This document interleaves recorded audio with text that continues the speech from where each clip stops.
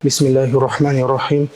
Alhamdulillahi Rabbil alamin. Wassalatu wassalamu ala rasulina Muhammad wa ala alihi wa ashabihi ajma'in. Rabbi shrah li sadri wa yassir li amri wahlul 'uqdatan min lisani yafqahu qawli. Құрметті жамағат, қадірменді ағайын, баршамызға мынау бүгінгі қасиетті жұма күні әрі осы күнге сәйкес келіп тұрған мұсылмандардың төл мерекесі, құрбан айт мерекесі құтты болсын. Алла тағала бізден, сіздерден Алла қабыл етсін. Сойылған құрбандық, оқылған намаз және де өзге де осы күні Құдайдың разылығынан үміт етіп жасаған өзге де амалдарымызды Алла тағала біздерден кеткен кемшіліктеріміз болса кешіріп, өзінің кеңшілігімен жарылқасын. Қасиетті құрбан айт бұл мұсылмандардың төл мерекесі. Осы күні мұсылмандардың ең әуелі жасау керек болған сүннет амалдары пайғамбарымыздың жасайтын амалдарына сәйкес келген болу керек. Бірінші пайғамбарымыздың сүннеті бойынша мынау құрбан айт күнге қараған түннің құлшылығы жайында өлі жүректерді тірілтіп, тірі жүректерді сол қалпында ұстайтындығы, одан кейін таза киініп, иіс суын себініп, бұл айт намаздарына ертерек келіп, келген жолынан өзге жолмен үйіне қайтуы. Әрі осы күні көп сұрақ қойылып жатады. Осы құрбан айт күні нәпіл намаз оқудың келгеннен кейін сәлем намазы бар. Осы намаз оқу жайында да сұралып жатады. Бұл мәселені де білу керек. Мынау құрбан айт намазы оқылып болғанға дейін пайғамбарымыз саллаллаху алейхи уассалам нәпіл намаз оқымайтын, үйіне барғаннан кейін 2 ракағат нәпіл намаз оқитындығы жайында Ибн Маджа рахматуллахи алейхтің сүнан кітабында риуаят етіледі. Сондықтан пайғамбарымыздың және де бір хадисінде де пайғамбарымыздың ең әуелгі жасайтын амалы ол айт намазын оқумен басталатын еді деген хадисі бар. Сондықтан мүмкіндігінше айт намазын оқып болғаннан кейін үйге барғанда 2 ракағат нәпіл намаз оқу ол сүннет. Енді айт намазы Алла тағаланың пенденің Алла тағалаға жақындататын, расында пенденің шынайы ниетімен Алла тағалаға деген сүйіспеншілігін паш ететін бұл мереке. Сондықтан да біздердің осы құрбан айт күндері сойылған құрбандықтарымыз шынайы ықыласпен Алла тағалаға жақындатса деген мақсатта сойылғаны, біздердің сойған құрбандығымыз емес, Алла тағалаға жететіні біздердің шынайы ықыласымыз екендігін пайғамбарымыздың хадистерінен біз білеміз. Енді Құрандағы Алла тағаланың «Уәшшафи уәл-уәтр», яғни жүкпен таққа серт деп Алла тағаланың Құрандағы аятын Ибн Аббас радиаллаху анху осы шафа, яғни жүкті құрбан кесетін Зүлхиджа айының 10-шы күні дейтін болса, уәтір, яғни тақ деп тұрғанда да Зүлхиджа айының 11-ші жұлдызы деп ашықтаған. Енді пайғамбарымыз саллаллаху алейхи уассаламның хадисінде де «Инна а'замал айями индаллахи табарака ва та'ала яумун нахр, сумма яумул қар». Яғни Алла тағаланың құзырында күндердің ең төлесі, ұлысы ол құрбандық кесетін күні, одан кейін Зүлхиджа айының 11-ші жұлдызы екендігін айтады.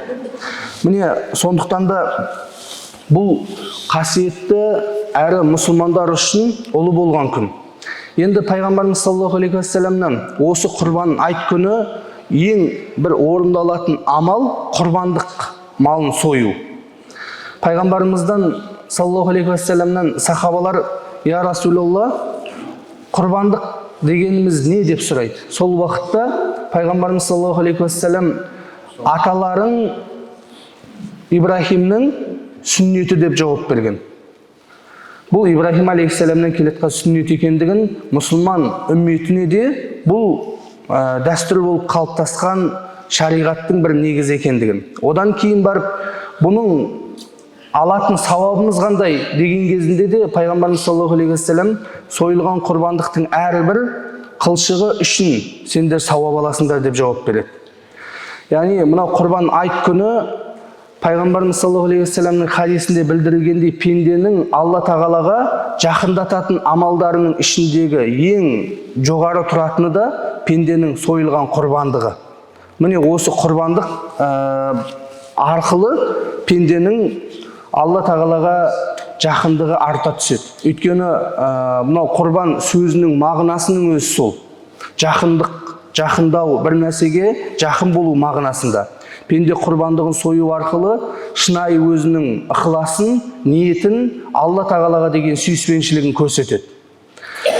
Енді осы құрбандықтың үкімінде білуіміз керек, бұл Ханафи мазхабында уәжіп болып табылады. Фасолли ли роббика уанхар аятына негізделіп. Сен сондықтан да намаз оқып құрбан шал деген аятта үкім бұйрық райында келгендіктен шариғатта үкімі уәжіп болып табылады. Енді осы құрбандықтың дұрыс болуы үшін кейбір шарттарға да тоқталуымыз керек. Бірінші, кімдерге уәжіп? Құрбандық сою кімге уәжіп? Бұл бірінші мұсылман әрі сол уақытта сапарда болмаған тұрғылықты, сонымен қоса бұл нисап мөлшеріне жететін байлығы бар адамға. Нисап мөлшері шариғатымызда 85 грамм алтын, немесе осы 85 грамм алтынның құнына тең келетін ақшалай немесе басқа заттай байлығы болуы. Нисап мөлшері зекеттегідей болғанымен, зекетте 1 жыл айналу шарты болса, құрбандық кесуде 1 жыл айналу шарты жоқ. Осындай мөлшерде байлығы болған адамға ол үкімі уәжіп болып табылады. Енді екіншісі де құрбан шалу арқылы пенденің Алла тағалаға жақындауы. Өйткені жаңа айтып жатқанымыздай, бұл құрбан сөзінің өзі жақындау деген мағынаны білдіретін болса, бұл пенде шынайы ықыласымен Алла разылығы үшін құрбандығын сояды. Өйткені біз мұсылманбыз. Мұсылман сөзінің мағынасы Алла тағалаға бойұсынған, Аллаға тәслім болынған, өзін Аллаға арнаған, Аллаға жаңағыдай бой иген мағынасында. Енді сондықтан да біздердің әрбір халіміз Алла разылығы үшін, Алла үшін болу керектігі. Ол Алла тағала Құран кәрімде де пайғамбарымыз саллаллаху алейхи уассаламға былай деп бұйырады. Құл инна солати ва нусуки ва махяя ва мамати лиллахи роббил аламин. Сен былай деп айт, менің оқыған намазым, әрі сойған құрбандығым, тіршілігім мен өлімім әлемдердің Раббысы Алла үшін. Одан кейін айтады, ла шарика ла, оның ешқандай серігі жоқ. Ва бизалика умирту, міне осы нәрсеге бұйырылғанмын. Ва ана ауалул муслимин, мен мұсылмандардың әуелгісімін деп айтты. Сондықтан да біздердің намазымыз, құлшылығымызда, тіршілігімізде Алла үшін. Яғни біздердің сойылған құрбандығымыз тек Алла разылығы үшін болу керектігі.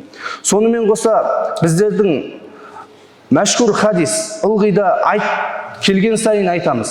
Алла тағалаға пенденің сойған құрбандығы жетпейді. Және де біздің сойған құрбандығымызға Алла тағала мұқтаж емес. Біз сойған болсақ, тек қана хадисте айтылғандай тақуалығымыз ғана жетеді. Құранда да Алла тағала лән яналаллаха лухумуха ва ла димауха, сендердің сойған құрбандықтарыңның еті де қаны да Алла тағалаға жетпейді. Валакин яналуху тақуа минкум, алайда сендердің Алла тағалаға тақуалықтарың ғана жетеді деген аят.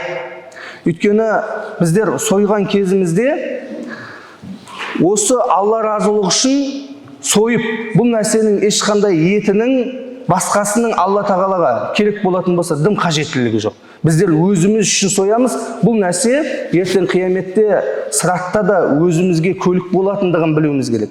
Кейде жаңағыдай құрбандық десе, кішкене басқа нәрседе жомарт болатын, құрбандық мәселесінде соңғы минимализммен алады ғой. Жаңағыдай ең төменімен. Бір жасар қой, бір жасар ешкі, ең азы 1 жасқа толу керек енді кішкене семізірек болса, ірі денелі болса, 6 айдан асқан жаңағыдай қойдың қозысы құрбандыққа жарайды десе, осы 6 аймен қатып қаламыз кейде. Сондықтан да біздер мүмкіндігімізше Алла тағаланың құзырында шынайы ықыласымызды көрсетіп, бар мүмкіндігімізге қарай, ірі мүмкіндігімізге қарай кішкене денелісін алуымыз керек. Енді және де үшінші нәрсе, біздердің құрбан шалған құрбандығымыздың уақыты мәселесі. Құрбандық белгілі бір уақытта айт намазы оқылып болғаннан кейін 3 күн құрбан айт мейрамы болатын болса, 3-ші күннің шам намазына жақын қалғанға дейінгі уақытқа дейін құрбандық сойылады. Айт намазы оқып болғаннан кейін, бүгін, ертең, арғы күні шам намазына жақын қалған уақытта уақыты тамамдалады. Енді қандай да бір намазға келе алмай қалды, ұйықтап қалды, басқа бір себептермен жолдан келді, айт намазына қатыса алмады. Айт намазының оқылып бітетіндей уақыт мөлшерде күтіп, одан ары қарай құрбандығын шала алады. Айт намазы ары кетсе 20 минут, жарты сағат деп алатын болса, 7-тен кейін жолдан келген немесе жаңағыдай ұйықтап қалды, басқа қылды себептермен қатыса алмай қалды. Бұл 7 шамасында құрбандығын шалып бастай алады. Енді құрбандыққа жарамды малдар мәселесі. Бірінші айтылғандай қой, ешкі, одан кейін қара мал мен түйе. Осы 4 түлік малдан құрбандық шалынады. Бұлардың да жасы қой мен ешкі 1 жастан асқан болуы, қара мал 2 жастан асқан болуы, түйе 5 жастан асқан болуы керек. Енді қара мал мен түйеде 7 адамға дейін біріге алады. Бір малды сою үшін 7 адамға дейін. Бірақ бұл жерде 7 адамға дейін деп жатқан 4-5 адам біріксе де ешқандай проблема емес. Бірігіп сой алады. Және де керек болатын болса, өзіне тиесілі пайды да басқамен бөлісе алады. Мысалы айтайын, 4 адам бірігіп бір қарамал соятын болса, қарамалдың бағасын 7-ге бөліп, үшеуі бір-бір пайдан алып, қалғанын, енді үшеуі кеткен жағдайда, қалған 4 бөлігін біреу өзі көтерсе болады бұл жерде. Сіздерге мәселен 420 мыңдық қарамалдың 60 мыңнан 7-ге бөлген кезде 60 мыңнан үшеуі шығады, қалған 240 мыңын бір адам көтеріп ататын болса болады. Бірақ 7 адам шалған кезінде міндетті түрде ол бірдей бөлінуі шарт болады. Себебі 7 адам немесе басқадай қарамал түйе сойған кезінде бірнеше адам бірігетін болса, ең азы бұл жерде 7-ден біріне тиесілі болу керек болады. Яғни айтып тұрған 420 мың деп алатын болсаңыз, 60 мыңнан аз ақшамен жаңағыдай құрбандыққа қосыла алмайды. Енді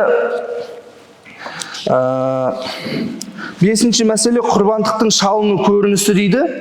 Біздер құрбандық малын сойған кезімізде мүмкіндігінше тазалыққа мән беруіміз керек. Одан кейін кейде кетіп атады, сол құрбандық соятын қорада не болмаса қасапханаларда мал сойып атады да, сол жерде Құран аяттарын оқып отырып алады ана жерде. Ол керек емес. Ол жерде бисмилля Аллаху акбарын айтып, құрбанын сою керек болады. Дұға етіп, Құран бағыштау керек болатын болса, басқа таза жерде оқылған абзал. Одан кейін малды бауыздаған кезде де пышақтың өткірлігіне, пышақтың малдың көзінше қайралмауына мән беруіміз керек. Сонымен қоса, соятын кезде де бірінші кезекте дұғаны ету, жаңағы аяттан алынған инна солати ва нусуки ва махаяя ва мамати лиллахи роббил аламин ла шарика лах. Одан кейін бар такбир ташриқ айтып, ла иляха Аллаху акбар, ла иляха иллаллаху аллаху акбар ва лиллахил хамд, бисмилля Аллаху акбар деп сойылады. Міне осы нәрселерге де мән беруіміз керек. Егерде сойып атқан кісі бисмилляны біле тұра әтейі айтпайтын болса, ол мал халал болмай қалады.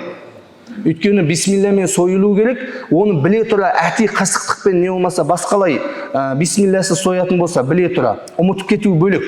Біле тұра бисмилланы айтпау, ол малдың еті жеуге болмайды одан кейін. Енді одан кейінгісі де такбир ташрикқа кішкене тоқталсақ, жалпы Зүлхиджа айының алғашқы 10 күнінде Алла Тағалаға такбир ташрик айтуымыз мүмкіндігінше осы нәрселерді көбейту пайғамбарымыздың сүннеті. Пайғамбарымыз саллаллаху алейхи вассалам осы күндері, яғни Зүлхиджа айының алғашқы 10 күндерінде такбир, тахлил деген сияқты көбейтетін. Әрі одан кейінгісі Құрандағы аятта «Уәзкуруллаха фи айямин ма'дудат» аяты бар. Белгілі бір күндерде Алла Тағаланы зікір ету мәселесін. Осы жердегі жаңа айямул ма'дудат деген сөзді де белгілі күндерді дегенді Али радиаллаху анху осы Арафа күнінен бастап такбир ташрик айтылудың керектілігі жайында ашықтама жасайды. Яғни 23 намаз Арафа күні, кешегі күннің таң намазынан басталған такбир ташрик айттың 3 күннен кейін 4-ші күніне ауған кезде аср намазымен тамамдалады. Әр парыз намазынан кейін такбир ташрик айту, ол үкімі уәжіп, 1 рет айту уәжіп, 3 рет айту мұстахаб болады. Мүмкіндігінше 3 рет айтқан абзал. Әр парыз намаздардан кейін айтылып отырады. Өтіл уәжіп немесе сүннет намаздардан кейін такбир ташрик айтылынбайды. Енді және айтылынатын нәрсе мынау құрбандық мәселесі әрбір үмметке бұл белгілі бір дәрежеде міндеттелінген. Біздерге де, мұсылман үмметіне де құрбан айтта құрбан сою мүмкіндігі бар адамға уәжіп болып табылады. Ал мүмкіндігі болмай нисап мөлшеріне малы дүниесі жетпеген кісіге ол союға болмайды деген нәрсе жоқ. Егер де ықыласымен сойып жататын болса, ол уәжіп емес, бірақ өзі үшін сауапты амал. Енді айт намазына қысқаша тоқталып өтсек, енді күнде оқымаймыз. Жылында құрбан айт пен ораза айт бір реттен келетін мереке. Айт намаздарының оқылуын кейде ұмыт қалдырып ұмытып қалып жатамыз. 2 ракағаттық айт намазы. Айт намазы жұма намазы тәрізді тура 2 ракағат оқылынады, қосымша 3 такбирден қосылынады. Яғни Аллаху акбар деп айт намазына ниет етіп, такбир алғаннан кейін сана дұғасын оқимыз, сана дұғасынан кейін 3 қосымша такбир алынады. Аллаху акбар, Аллаху акбар, Аллаху акбар. Одан кейін Фатиха мен Зам сүресі оқылынады. 1-ші ракағаттың рукух сәждесіне барылып, 2-ші ракағатқа тұрамыз. 2-ші ракағатқа тұрған кезімізде 1-ші Фатиха мен Зам сүресі оқылынады. Осы Зам сүресінен кейін рукухқа барардан алдын қосымша және де 3 такбир алынады. Аллаху акбар, Аллаху акбар, Аллаху акбар деп 3 такбир алып, Аллаху акбар деп 4-ші такбирмен рукухқа кетеміз. Міне, өзге 2 ракағаттық намаздан айырмашылығы осы әр ракағатта алынатын қосымша 3 такбир. Енді намаз оқып болғаннан кейін жұма намазындағыдай бұл жаңағыдай құтпа оқылынады. Құтпа намаздан алдын оқылынатын болса жұмада, айт намазында құтпа намаздан кейін оқылынады. Міне, құтпаны оқып болғаннан кейін отырып жамағатпен бір дұға оқылынып, сонымен тамамдалады. Иншалла Алла Тағала ниет дұғаларымызды қабыл етсін, естігендерімізді де амалға асыруды, тақуалықпен жасауды Алла Тағала баршамызға нәсіп етсін. Ва ахиру дауана анил хамдулиллахи rabbil alamin.